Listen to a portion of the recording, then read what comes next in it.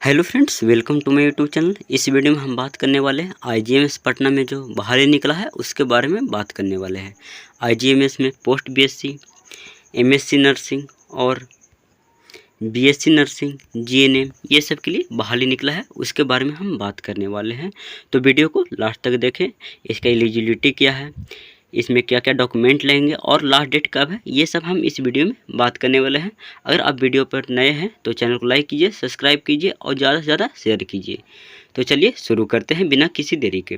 तो पहला क्या है, हम बात करने वाले हैं MSc nursing, post BSc nursing और जीएनएम और बीएससी नर्सिंग का जो बहाली निकला है उसके बारे में। और बहुत सारा बहाली निकला है लेकिन उसके बारे में हम बात नहीं करेंगे क्योंकि हम नर्सिंग के बारे में ही बात करेंगे। तो वीडियो को देखें। तो पहला क्या, एमएससी नर्सिंग। एमएससी नर्सिंग में 10 सीट निकली है और पोस्ट बीएससी नर्सिंग में कितना सीट है, 40 सीट है। और बीएससी नर्सिंग है उसमें कितना सीट है, 50 सीट निकला है। और जीएनएम में भी 50 सीट का बहाली निकला है। तो अब हम नेक्स्ट बात करते हैं कि एप्लीकेशन फॉर्म भरना होगा तो कितना चार्जेस देना पड़ेगा। अगर पैरामेडिकल फॉर्म भरना है तो 1500 देना पड़ेगा। किसको देना पड़ेगा, जनरल, बीसी, ईबीसी और ईडब्ल्यूएस को। अगर वो एससी एसटी है तो उसको 1000 रुपया देना पड़ेगा। अगर नर्सिंग कोर्स के लिए भरना, पोस्ट बीएससी, बीएससी नर्सिंग और एमएससी नर्सिंग फॉर्म भरना है तो उसके लिए 2000 रुपया जनरल, बीसी, ईबीसी और ईडब्ल्यूएस को देना पड़ेगा। और एससी एसटी को 1000 रुपया देना पड़ेगा।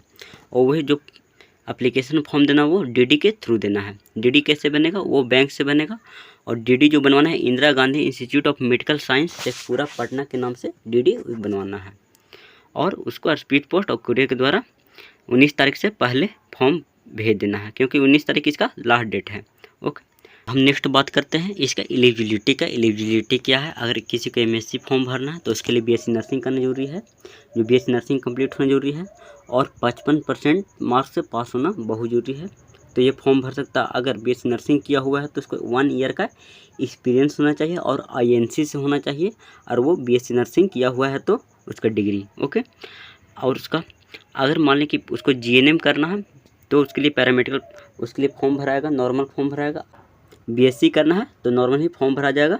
ओके, उसको 12th पास होना जरूरी है। ओके, अब हम नेक्स्ट बात करते हैं इसका कि क्राइटेरिया क्या होगा, सिलेक्शन का क्राइटेरिया क्या होगा। तो वो मेरिट बेस पर होगा। 100 नंबर का एग्ज़ाम होगा।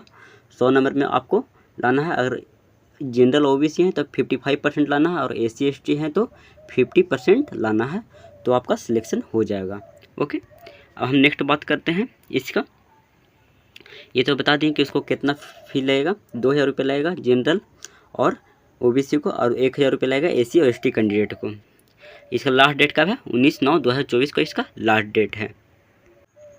अब नेक्स्ट बात करते हैं कि इसका एडमिट कार्ड कब रिलीज होगा। तो इसका एडमिट कार्ड 20/9/2024 को इसका एडमिट कार्ड रिलीज होगा ऑन इंस्टीट्यूट वेबसाइट, आईजीएमएस की वेबसाइट पर रिलीज हो जाएगा। और एग्ज़ाम कब होगा, 22/9/2024 को एग्ज़ाम होगा, एमएससी का होगा। ठीक है, और इसका रिजल्ट कब डिक्लेयर होगा, 24/9/2024 को डिक्लेयर होगा। और 26/9/2024 को इसका काउंसलिंग होगा। और 28/9/2024 को सेकंड काउंसलिंग होगा। वो भी एग्ज़ाम बीएससी नर्सिंग या जीएनएम सबका एग्ज़ाम 22/9/2024 को ही होगा। ओके, शिफ्ट हो सकता है, चेंज हो सकता है। अब हम नेक्स्ट बात करते हैं इसका अप्लाई कैसे करेंगे। इसका अप्लाई करने के लिए फॉर्म के साथ 2000 का डीडी अटैच कर देना है और इसको कुरियर कर देना है। ओके, इसमें फ़ोटोग्राफ लगेगा, कलर पासपोर्ट साइज फ़ोटोग्राफ चाहिए और नेम ऑफ कैंडिडेट चाहिए। ओके,